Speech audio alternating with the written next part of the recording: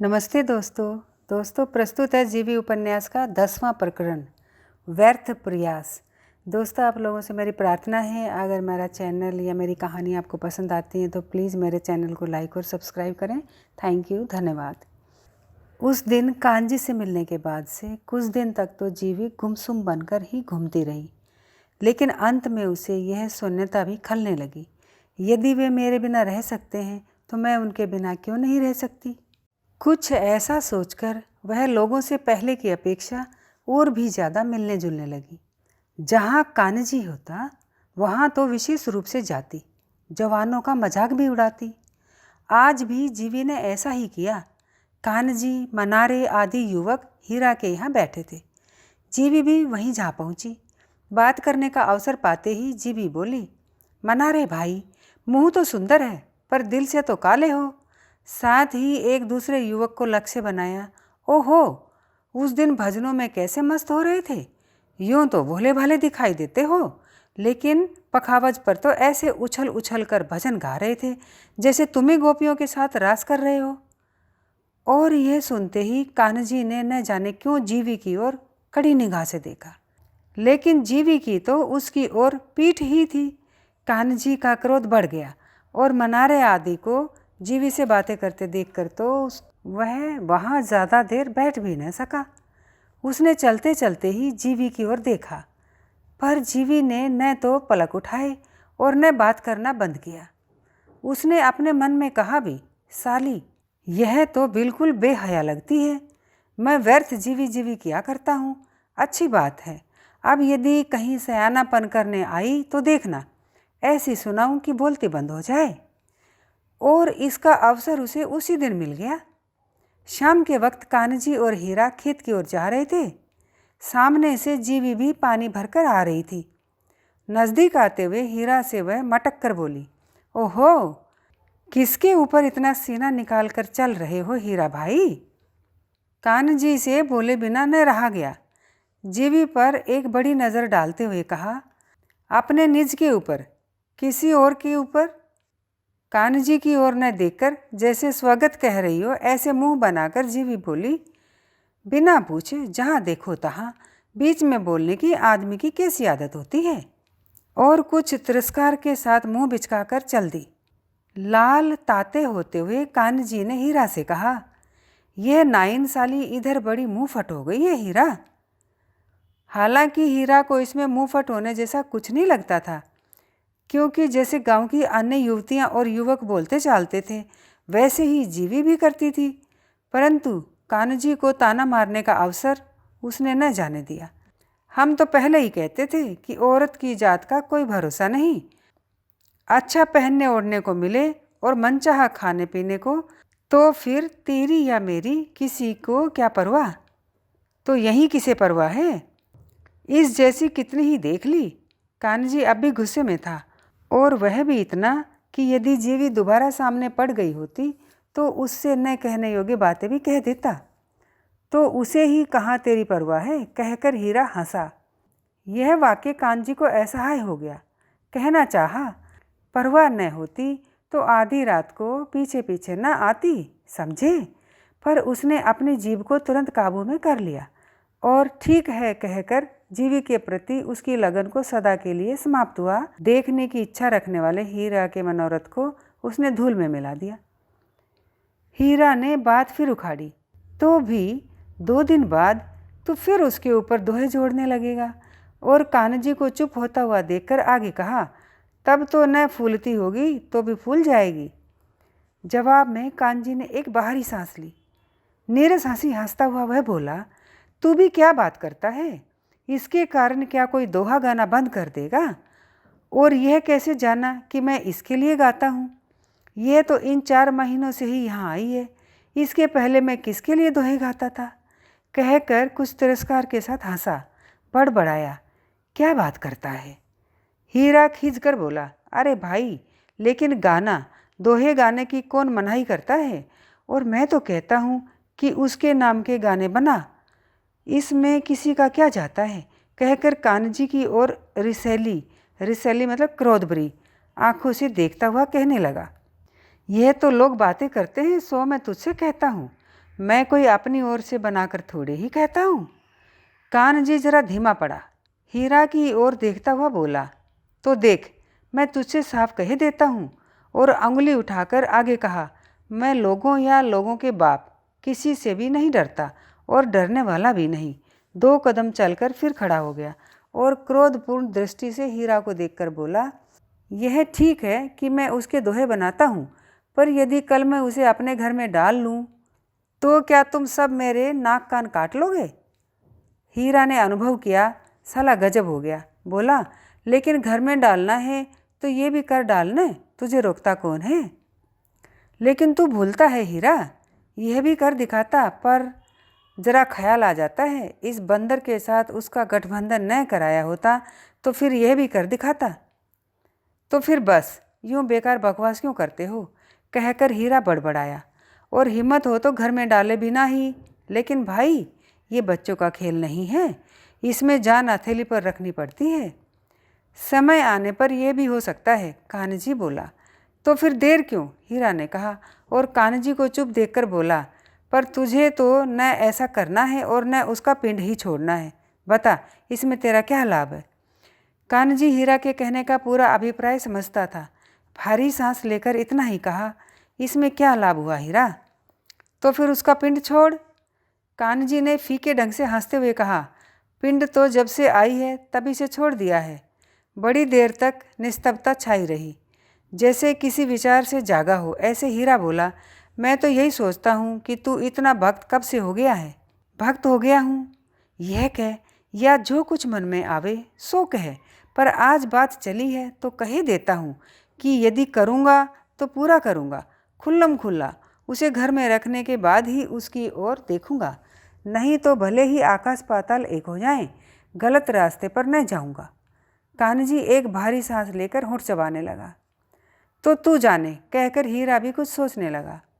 दूसरे दिन हीरा भगत जी की झोपड़ी पर गया। दोनों जने होले भूनकर नुका रहे थे।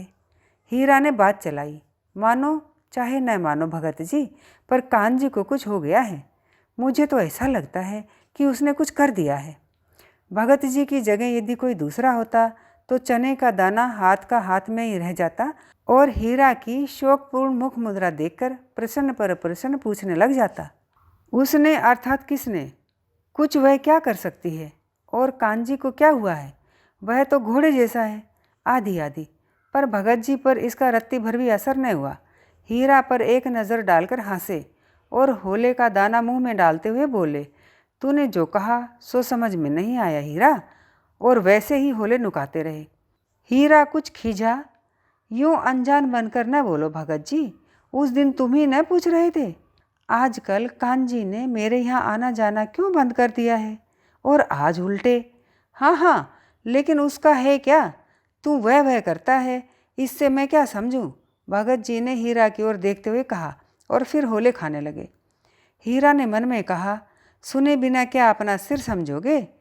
पर इस प्रकार गुस्सा करने पर भी भगत जी तो हंसते ही रहने वाले थे। झोपड़ी के बाहर एक नज़र डालकर हीरा भगत जी से सटकर बैठ गया। बोला, यह उस नाइन की ही तो बात है। तुम चाहे जादू टोने में विश्वास न करो भगत जी, पर मैं तो करता हूँ। मुझे तो लगता है कि उस रांड ने कान्हजी के ऊपर चाहे जैसे हो मोहिनी डाल दी है। भगत जी को हंसी आ गई। ये तूने कैसे जाना? किस सयाने को कुछ कहते देखा था या कुछ और? इसमें सयाना क्या कहता भगत जी, मैं अपनी आंखों से देखता हूँ, सो कुछ नहीं। जैसे कुछ भी न जानते हो, ऐसे भगत जी ने हीरा की ओर देखते हुए पूछा, तू क्या देखता है, जरा बता तो सही। क्या क्या? यही कि इस कान्हजी का दिल इस जीवी से लगा है, पर इसमें कैसे जाना?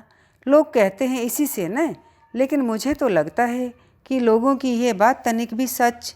अरे यदि सच होती तो भी गनीमत थी, उसका पाप उसी से पूछता, परंतु ऐसा क्षण भर में तो ऐसा कि एक प्राण और 2 शरीर, और क्षण भर में ऐसा कि एक दूसरे की छाया भी न छुएं, कभी नहीं होता। इसमें हमें समझना क्या है? भगत जी हंसते मुख से कुछ देर तक हीरा की ओर देखते रहे, फिर बोहें सिकोड़ते हुए पूछा, तेरी समझ में क्या आता है? मैंने तुमसे कहा न कि इस जीवी ने कान्हजी को कुछ कर दिया है, बिना इसके। यह तो हमने इससे भी अच्छी स्त्रियां देखी हैं भगत जी। किसी जगह मैं फिसल गया हूँगा, पर धन्य है कान्ह जी को, रत्ती भर इधर से उधर नहीं हुआ। हाँ, यूँ हंसी मजाक करता है, अरे स्थान और समय सब निश्चित करता है, पर बाद में आना जाना राम का नाम है। और भगत जी की हंसी में अपनी हंसी मिलाते हुए हीरा ने आगे कहा, तो तुम ही कहो भगत जी, ऐसा आदमी यूँ बिना जात पात के उसके पीछे अंधा होकर घूमता है, यह क्या बिना कुछ किए संभव है? मुख नीचा किए होला नुकाते हुए भगत जी को नकार में सिर हिलाते देखकर हीरा फिर बोला, तुम मानते नहीं भगत जी, पर ढाक बजवा कर देखो, यदि तसल्ली करनी हो तो।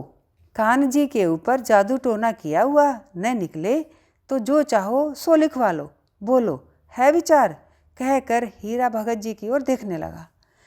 तेरी सब बातें सच हैं, पर यह जादू वाली बात झूठ है, कहकर हीरा की ओर हाथ से इशारा करते हुए बोले, अरे पगले, औरत के नैनों को तू क्या जाने, महादेव सरीखे गोते खा गए तो कांजी जैसों की क्या बिसात है। भगत जी की आंखों में हल्की सी चमक दिखाई दी। नहीं नहीं, लेकिन भगत जी नहीं, भगत जी की बोहें जरा तनी, ये सारी बात झूठी है। औरतों को कभी जादू टोने की ज़रूरत नहीं पड़ती, वे तो खुद ही जादू हैं, कहकर जरा धीम में पड़ते हुए बोले, तू और कांजी समझते होंगे कि भगत जी कुछ नहीं जानते, पर मैं सब जानता हूँ। वह मेरे घर क्यों नहीं आता? अभी अभी तो उसे तंबूरे की लत लगी है, और वह स्वयं भी इसे कहाँ छिपा सकता है। फिर भले ही वह जीवी की ओर न देखता हो, पर तो भी गांव में क्या किसी से छिपा है। और कुछ देर हीरा की ओर देखकर भौहें सिकोड़ते हुए बोले, तू इसे जादू कहता है, पर मैं इसे उससे भी बड़ा ऐसा दुख कहता हूँ जिसकी की कोई दवा नहीं। हाँ, ये दोनों एक हो जाएं तो बात और है, लेकिन तब तो यही समझना कि स्वर्ग नीचे उतर आया है, नहीं तो इसके बिना यूँ रोग आकर दिन काटने के अलावा और कोई चारा नहीं। कहकर कोई चमत्कारपूर्ण बात न कही हो ऐसे सिर हिलाते हुए हृदय में सांस भरकर आगे कहा, यह कोई जादू टोना नहीं, यह तो एक दूसरे से हृदय मिले हैं। कहकर भगत का मुख ऐसे खिल उठा जैसे वे हंस रहे हों। लेकिन इसमें तुम ऐसे प्रसन्न क्यों होते हो भगत जी? इसका कोई उपाय खोजो न। यह तो हमने जान लिया कि हृदय मिले हैं, पर इसका कोई उपाय तो बताओ, तभी तो समझेंगे कि भगत जी की सुहबत से कुछ लाभ हुआ। अरे नहीं भाई, भगत जी के पास ऐसा उपाय होता तो भगत जी स्वयं ही आज स्वर्ग का सुख। पर तुरंत भगत जी ने बात बदल दी, हीरा, इसी का नाम जीवन है, तू क्यों व्यर्थ झमेले में पड़ता है? जो होता है होने दे, और जो देख सके देख, उससे न सहा जाएगा तो वह स्वयं ही रास्ता। इस समय हीरा को भगत जी पागल जैसे लगे। वह चिढ़कर बोला, अरे क्या पागल हुए हो भगत जी? सोचो कि कोई कदम उठाया, दोनों ने घर गृहस्थ बसा लिया, लेकिन बाद में जात पात, नाते रिश्तेदार, इन सब का क्या होगा, और फिर उनके बच्चों का। लेकिन भले आदमी, तू भगवान को तो मानता है न, तो ये सब उसी के ऊपर छोड़ दे। अरे छोड़ दिया भगत जी, लो रहने दो अपनी चतुराई, तुम तो उनमें से हो जो सीधे की जगह टेढ़ा रास्ता दिखाते हैं। लोग जो कहते हैं सो झूठ थोड़े ही है, आज से तुम्हारे पास बैठना ही नहीं, कहकर हीरा ने अपना शाह काला मुँह एक और फेर लिया। भगत जी की जगह कोई और होता तो अच्छा चल चल न बैठना, तुझे बुलाने ही कौन गया था, कहकर हीरा को फटकार देता। परंतु ऐसा करने के बदले वे तो हंस ही रहे थे, जैसे हीरा पर तरस खा रहे हों। ऐसे बोले, यह तू क्या कहता है हीरा? क्या मैं तेरा और कान्ह जी का बुरा होते देखकर प्रसन्न हूँगा? तुम दोनों का ही क्या, मैंने किसी राह चलते का भी बुरा चीता हो तो बता। ऐसा तो कुछ नहीं, पर तुम कहते हो न कि जो कुछ होता है सो होने दो। क्या तुम्हारे जैसे पढ़े लिखे आदमी को ऐसा कहना चाहिए? पढ़ा लिखा हूँ, इसीलिए तो ऐसा कहता हूँ हीरा, कहकर भगत जी हंसने लगे। कुछ नहीं भगत जी, तुम अकेले आदमी हो, इसलिए जो चाहो सो कहो और जो चाहो सो करो, तुम्हारे लिए सब ठीक है। पर हमारे जैसे, मतलब यह है कि कान्ह जी की चिंता तुझे है, मुझे नहीं, क्यों? भगत जी का मुंह कुछ उदास सा लग रहा था। ऐसा तो कुछ नहीं, लेकिन फिर भी तुम जो ऐसा कह रहे हो उससे भगत जी, कहकर हीरा भगत की ओर देखकर हंसने लगा। तो तू भला आदमी है, देख पीछे बिदकना मत, कहकर हीरा को चेतावनी देते हुए बोले। लेकिन यदि तेरी जगह मैं कान्हा का साथी होता तो इसी समय जीवी को लेकर उसके घर में बिठा देता। गुस्सा करने की गुंजाइश न होने पर भी हीरा गुस्सा किए बिना न माना। अब तुम बिना कुछ कहे चुप रहो भगत जी, कहकर जैसे स्वगत कथन कर रहा हो ऐसे धीरे से बोला। मेरा कैसा दुर्भाग्य है जो तुमसे बात की, लेकिन ले न, अब भी क्या बिगड़ा है। ये तंबाकू रख तब तक, तंबाकू के धुएं के साथ तेरी बात का भी धुआं, कहकर भगत जी बगल में पड़ी चिलम को साफ करने लगे। जबकि अन्यमनस्क बना हुआ हीरा ऐसे उदास होकर बैठा जैसे अंतिम उपाय भी व्यर्थ हो गया हो।